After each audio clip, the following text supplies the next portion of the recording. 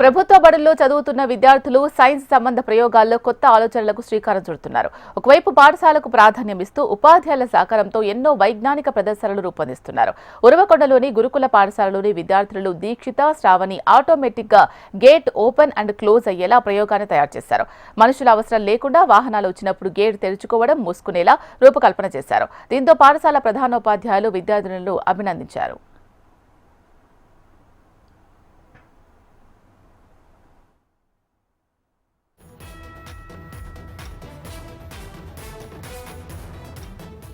Gate open and close system.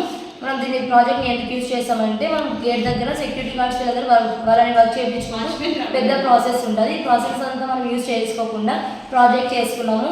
దీని materials required వచ్చేసి Arduino, ultrasonic sensor, servo motor, jumper wires వీటన్నిటిని use చేసి మనం ప్రాజెక్ట్ చేసుకున్నాము. మొత్తం ప్రాజెక్ట్ అంతా అల్ట్రాసోనిక్ సెన్సార్ మీద ఆధారపడి ఉంది. మనం వెహికల్ గేట్ దగ్గరకు వచ్చిన గేట్ దగ్గరికి అల్ట్రాసోనిక్ సెన్సార్ ఎంతవరకు తీసుకుంటే 2 to 400 సెంటీమీటర్స్ వరకు ఇది తీసుకుంటుంది. వెహికల్ ఎప్పుడైతే ఆ లెంత్లోకి వచ్చేసిందో అది ఆటోమేటిక్గా గేట్ ఓపెన్ అయిపోతుంది.